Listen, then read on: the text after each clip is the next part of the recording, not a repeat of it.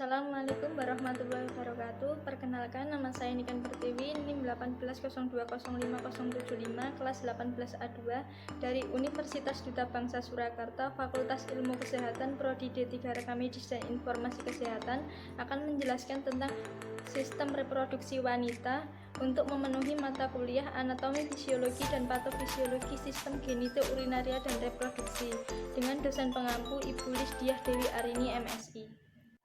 Selanjutnya, untuk yang pertama adalah organ reproduksi luar wanita, yaitu 1. Vagina, 2. Vulva. Vulva ada 2, yaitu labium mayor dan labium minor. Untuk labium mayor berlapiskan lemak dan untuk labium minor tidak berlapiskan lemak. Untuk yang kedua adalah organ dalam reproduksi wanita. Ada 1. Ovarium, 2. Fimbriae, 3. Tuba Fallopi, 4. Oviduk, 5. Uterus, 6. Serviks, 7. Vagina, 8. Klitoris atau organ ekstril seperti penis. Ovarium berjumlah sepasang, berukuran kecil, panjang 3 cm, terletak di daerah pinggul di rongga perut. 2. Tuba Fallopi berbentuk saluran, diawali dengan struktur berbentuk corong berjari atau fimbriae atau infundibulum. Bagian dalam lumer dilapisi sel-sel epiter bersilia untuk mendorong ovum bergerak ke dalam tuba Fallopi ketika terjadi ovulasi. Selanjutnya adalah uterus atau rahim. Berbentuk seperti buah pir, dindingnya tebal dan berotot, panjang 7 cm, lebar 4 cm. Uterus berhubungan dengan 2 saluran Fallopi.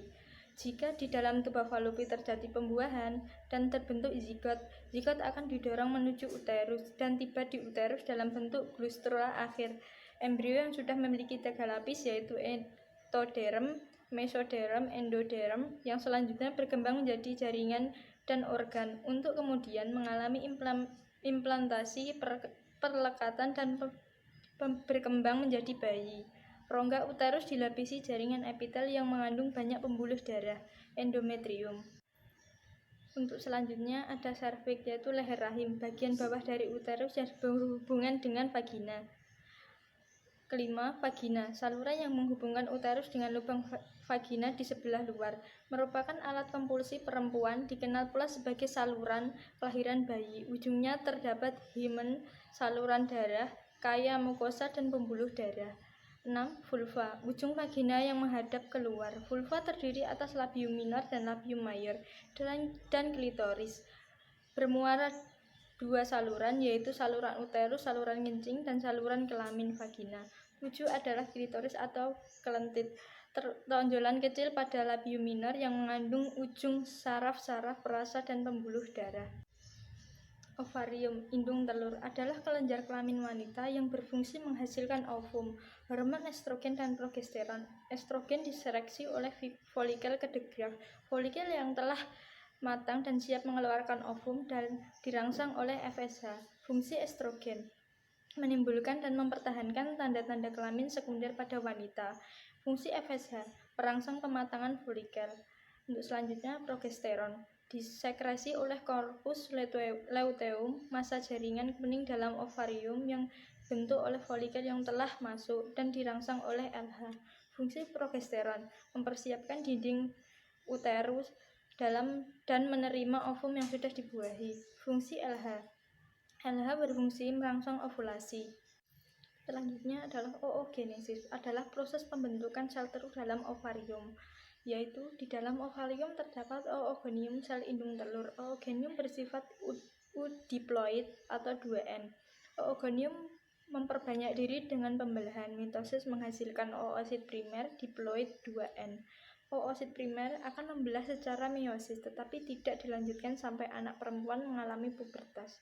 Saat itu oosit primer dalam keadaan dorman, berhenti dalam tubuh. Untuk selanjutnya adalah oogenesis. Ketika mengalami oogenesis, oosit berada dalam suatu folikel yang berfungsi menyediakan sumber makanan bagi oosit. yaitu folikel juga mengalami perubahan seiring dengan peristiwa oogenesis. Pada tahap meiosis 1, folikel primer menjadi folikel sekunder. Saat terbentuk oosit sekunder, folikel sekunder menjadi folikel tersier. Pada masa ovulasi, folikel tersier menjadi folikel de Graaff. Setelah oosit sekunder keluar dari folikel de Graaff menjadi korpus luteum. Jika tidak terjadi fertilisasi, korpus luteum akan mengkerut menjadi korpus albicans. Jika terjadi fertilisasi, korpus luteum akan tetapi mempertahankan diproduksinya hormon dan progesteron. Oogenesis. Saat bayi perempuan lahir, ada sekitar 1 juta oosit primer dalam setiap ovariumnya. Terjadi degenerasi selama masa pertumbuhan sampai ketika pubertas. Jumlah oosit primer tersier sekitar 200.000 saja. Saat pubertas, oosit primer melanjutkan meiosis 1 sampai dengan 1 oosit sekunder dan 1 plosit primer atau badan polar pertama. Oosit sekunder melanjutkan meiosis 2, tetapi tidak selesai sampai terjadi ovulasi. Jika tidak terjadi fertilisasi, oosit sekunder akan berdegenerasi. Jika terjadi fertilisasi, meiosis 2 akan dilanjutkan kembali dengan hasil 1 ootit dan 2 palosit sekunder. Palosit primer membelah menjadi 2 palosit sekunder. Hasil akhir dari oogenesis 1 buah ootit yang akan tumbuh menjadi ovum dan 2 buah palosit sekunder berisi sitoplasma dan nutrisi ovum. Untuk selanjutnya adalah menstruasi, yaitu adalah pendarahan atau haid bleeding secara periodik dan siklis dari uterus yang disertai dengan pelepasan endometrium pada saat ovum tidak dibuahi. Mekanisme siklus menstruasi dipengaruhi oleh pelepasan hormon-hormon yang berkaitan dengan adanya kerjasama hipotalamus, pusat kontrol autonomi di otak dan ovarium. Menstruasi, siklus haid yang normal berkisaran antar 28 hari, masa siklus 20-35 hari masih dianggap normal. Menstruasi bervariasi, bagi setiap wanita yang hampir 90% wanita memiliki siklus haid 25 sampai dengan 35 hari, dan di sekitar 10 sampai 15 hari yang memiliki siklus haid 28 hari. Namun beberapa wanita memiliki siklus yang tidak teratur dan hal ini bisa menjadi indikasi adanya masalah kesuburan. Normalnya menstruasi berlangsung selama 3-7 hari. Setelah pubertas, ovarium memiliki korteks tebal yang mengelilingi suatu medula yang mengandung banyak pembuluh darah. Pada saat bayi perempuan lahir, korteks mengandung sejumlah folikel primer ovarium. Setelah pubertas, setiap bulan beberapa folikel berkembang membentuk folikel vesikular ovarium, folikel de Graaff yang biasa menjadi matur kemudian mengeluarkan ovum. Ovum melewati tuba falopis, panjang ujung fibriae, dan dapat difertilisasi oleh sperma pria. Untuk selanjutnya adalah kalender metode atau pentang berkala, yaitu adalah cara metode kontrasepsi sederhana yang dilakukan oleh pasangan suami istri dengan tidak melakukan senggam hubungan seksual pada masa subur atau ovulation.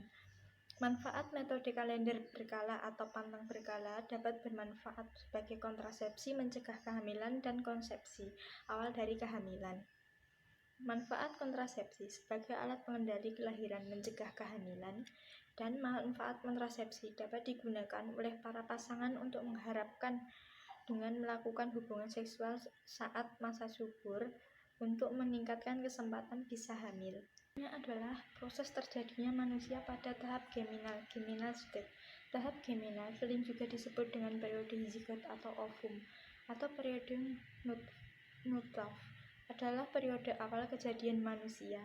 Periode ini terjadi sejak terjadinya pertemuan antar sel sperma laki-laki dengan sel telur perempuan, yaitu dinamakan dengan pembuahan.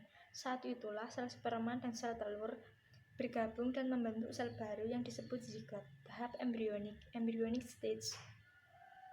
Tahap kedua periode perinatal ini disebut dengan embrio, yaitu segumpal darah yang semakin membeku. Tetapi embrio ini dimulai sejak 2 minggu sampai 8 minggu setelah pembuahan. Tetapi janin periode ketiga ini terjadi pada minggu ke-9 kehamilan, yang dinamakan dengan periode luteus atau janin. Pada periode ini, ciri-ciri fisik orang dewasa sudah mulai terlihat, dan pada umur 4 bulan, ruh telah ditiupkan ke dalam janin tersebut. Periode perinatal ini akan membawa pengaruh terhadap perkembangan individu baru di masa mendatang, penentuan sifat bawaan dari ibu atau ayahnya. Demikian materi yang dapat saya sampaikan tentang sistem reproduksi wanita, menstruasi, dan juga proses terjadinya manusia.